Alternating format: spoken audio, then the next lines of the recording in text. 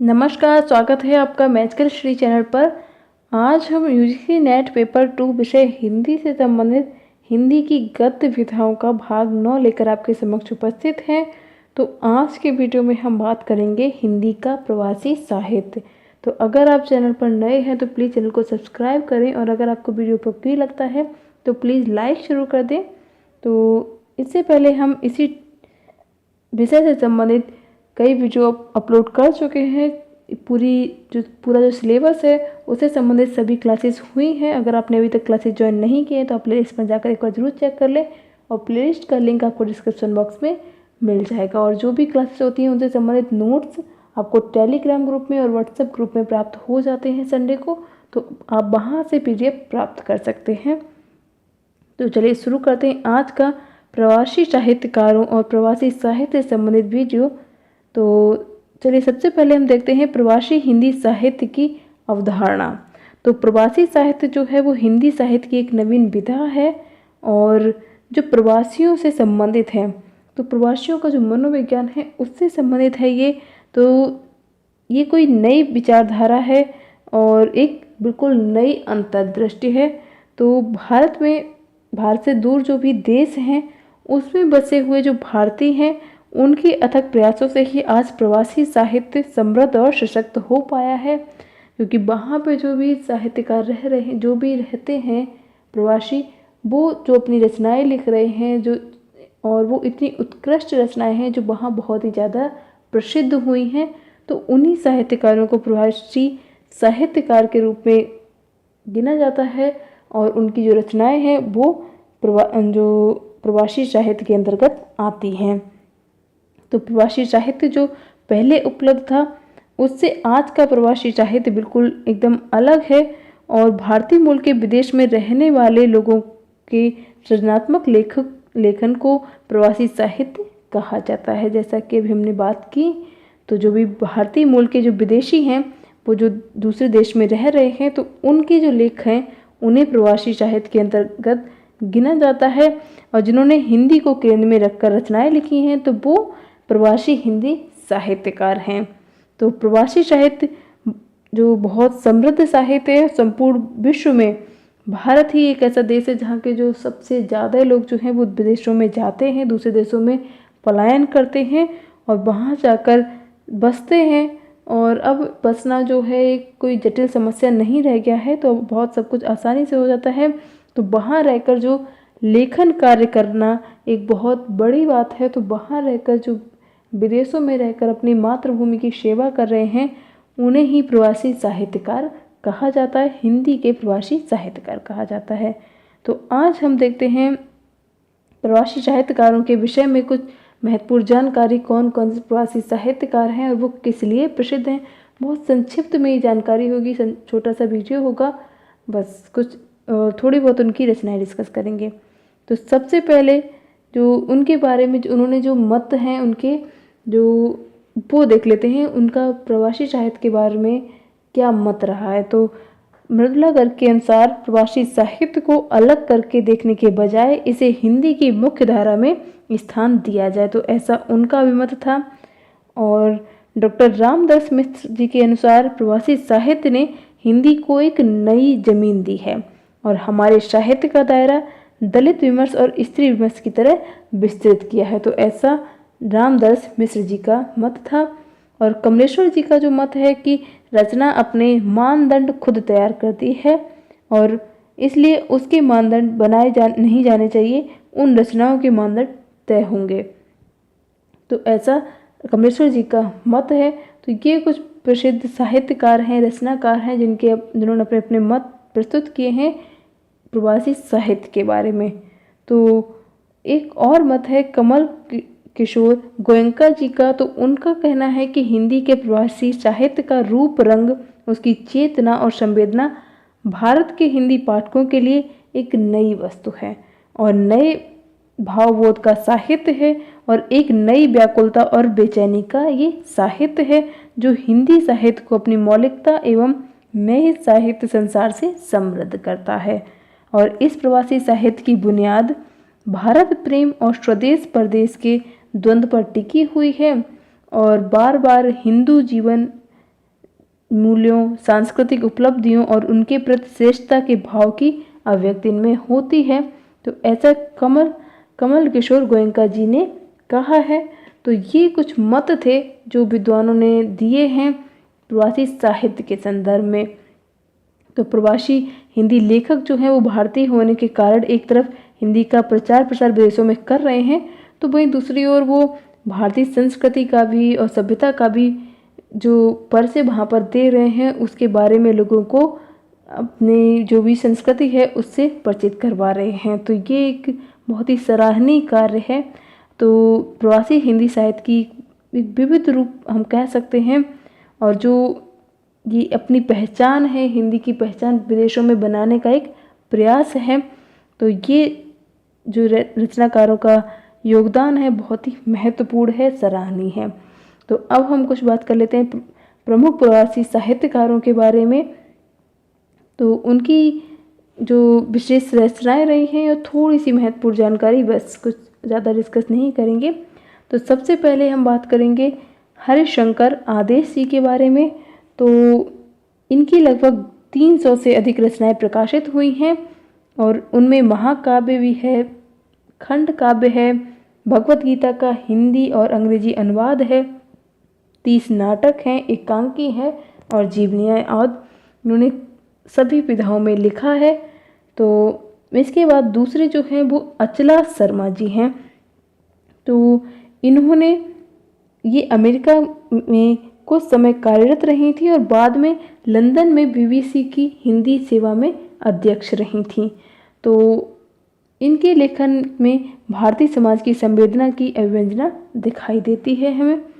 और अगला देखते हैं सुधा ओम ढींगरा जी। तो इनकी बहुत सारी रचनाएं थी।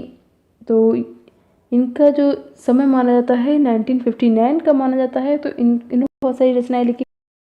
दावा, मेरा दावा है, तलाश पहचान, सफर यादों का, माँ ने कहा था, नैडो, क्षितिज से परी कहानी संग्रह बनाई थी। तो ये कहानी संग्रह जो था में व्यस्त त्रस्त पीढ़ी के भी चित्र उनकी कहानियों में हमें दिखाई देते हैं। इससे अतिरिक्त जो सूरज क्यों निकलता है एक इनकी रचना है, उसको पढ़ते हुए पाठकों को प्रेमचंद जी के घीसू और माधव की याद आने लगती है, उनकी रचनाओं के जो पात्र थे। और तो इसी प्रकार जो टोर्नेडो है वो कहानी भारत की याद दिलाती है, उसकी खुशबू की कहानी है। और वहीं क्षितिज से परे जो है वो उस कहानी में एक प्रताड़ित स्त्री के विद्रोह को दर्शाया गया है। तो ये कुछ इनकी रचनाओं की विशेषताएं हैं और इनका समय जो है 1959 का माना जाता है। और अन्य रचनाकार की बात करें तो रचना श्रीवास्तव जी हैं। तो इनका समय जो है 1968 तक का माना जाता है। तो इनकी कुछ रचनाएं हैं पार्किंग जो कि कहानी है, और अभिलाषा और एक ठंड में, ये एक नई रचनाएं हैं। तो इन्होंने पार्किंग कहानी में नारी के माध्यम से रिश्तों के प्रति सोच और त्याग को एक जैसा ही दर्शाया है और पुरुष की स्वार्थी मानसिकता को भी इन्होंने दर्शाया है। तो ये इनकी रचना की विशेषता थी। ये रचना, जिन रचनाओं की मैं यहाँ बात कर रही हूँ वो बहुत ही महत्वपूर्ण रचनाएं हैं, उन्हें जरूर ध्यान रखें। चलिए अगला देखते हैं सुषमा बेदी जी। तो इनका समय जो है वो 1945 का माना जाता है। तो इनका हवन और मैंने नाता तोड़ा उपन्यास काफ़ी चर्चा में रहे थे, तो ये हमें याद रखने होंगे। और उन्होंने इसमें अमेरिका के परिवेश में एक विधवा स्त्री के जीवन को दर्शाया गया। इसके अतिरिक्त उनके कहानी संग्रह चिड़िया और चील जो था, इसने भी काफ़ी पर्याप्त ख्याति पाई थी। और अब बात करते हैं उषा प्रेमवदा। तो इनका जो नाम है बहुत ही महत्वपूर्ण है, बहुत बार प्रश्न आते हैं इनकी रचनाओं से संबंधित। तो उषा प्रेमवदा जी का जो समय है 1930 का माना जाता है। तो ये प्रवासी हिंदी साहित्यकार हैं और इनके कथा साहित्य के 6वें और 7वें दशक के शहरी परिवार का संवेदनापूर्ण चित्रण किया जाता है इनके कथा साहित्य में। और वनवास, कितना बड़ा झूठ, शून्य, जिंदगी और गुलाब के फूल, एक कोई दूसरा, मेरी प्रिय कहानियाँ, संपूर्ण कहानियाँ, ये सभी उनके महत्वपूर्ण कहानी संग्रह रहे हैं।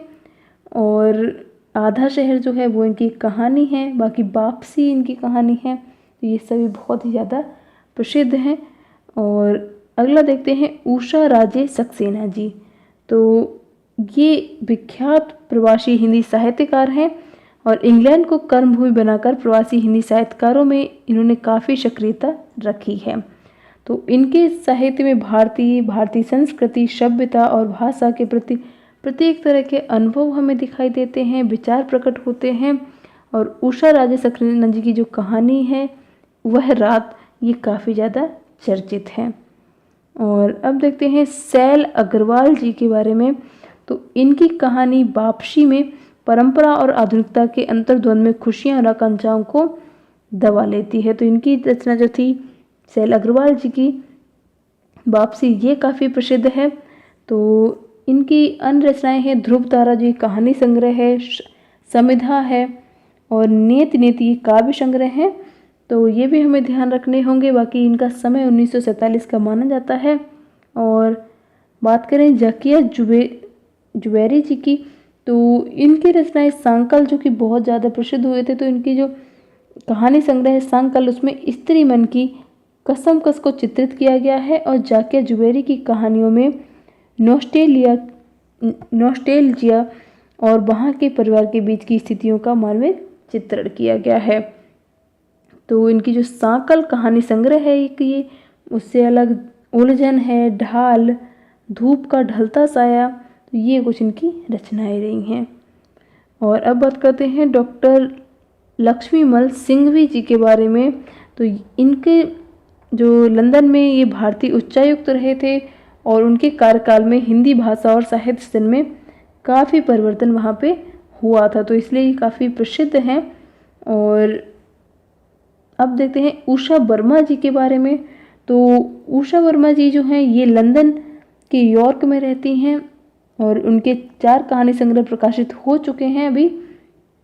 और साथ ही भारतीय और विदेशी पत्र पत्रिकाओं में अनेक इनकी रचनाएं भी छपती रहती हैं। तो ये महत्वपूर्ण जानकारी है। बाकी अब देखते हैं कृष्ण बिहारी जी। तो ये अबू धाबी में वरिष्ठ हिंदी अध्यापक हैं और इन्होंने अनेक एकांकी नाटक लिखे हैं, साथ ही निर्देशन भी इन्होंने किया है। और उनके 3 उपन्यास और 3 गीत संग्रह प्रकाशित अभी तक हो चुके हैं। तो हमें ये सभी ध्यान रखने हैं। इनके जो रचनाएं हैं मैं इन्हें बाद में कराऊंगी सभी की रचनाएं।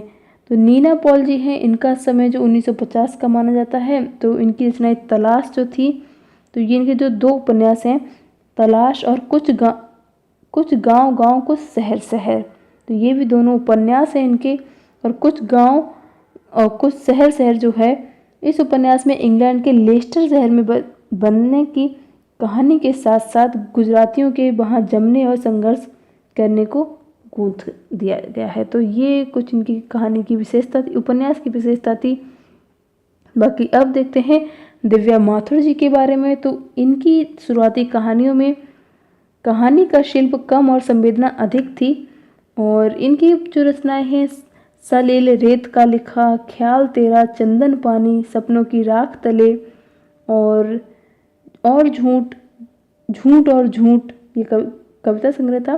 तो मेड इन इंडिया और बहुत सी कहानियाँ इनकी प्रकाशित हुई थी। तमन्ना जो है, तमन्ना 1950, पंगा, आक्रोश, आशा, ये सब इनके कहानी संग्रह थे जो कि, और इनका समय जो है 1949 ईस्वी के आसपास माना जाता है। तो तमन्ना कहानी में एक ऐसी भारतीय बहू की कथा है जो लगातार तनाव में रहती है। इसी प्रकार पंगा 1950 अन्य कहानियाँ भी इनकी रही हैं। और लास्ट हैं जय वर्मा जी। तो इनकी कहानी 7 कदम, उनकी ऐसी कहानी है जो अपनी संरचनात्मक बनावट और संवेदनात्मक कारीगरी के लिए याद रखने योग्य है। तो ये कुछ महत्वपूर्ण रचनाकार थे।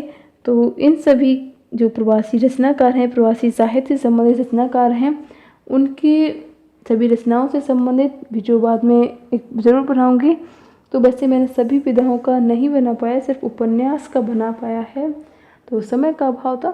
तो इन सभी टॉपिक पे भी जो समय मिलते ही ज़रूर वर्क करेंगे।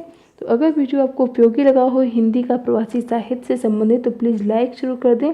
और आप हमसे अन्य माध्यम पर भी जुड़ सकते हैं, टेलीग्राम ग्रुप में और टेलीग्राम चैनल पर, फेसबुक ग्रुप में या फेसबुक पेज पर भी। तो सभी जगह आप मैजिकल स्टडी सर्च करेंगे तो आपको वहाँ मिल ही जाएगा। बाकी आपका विचार सुझाव कोई है तो आप magicalstudy.email@gmail.com पर हमें बता सकते हैं। और वीडियो देखने के लिए, हमसे जुड़ने के लिए आपका बहुत बहुत धन्यवाद। आपका दिन शुभ हो। इसके साथ ही हमारी इकाई 2 समाप्त हो गई है और अब हम इकाई 3 शुरू करेंगे, जो कि काव्य शास्त्र से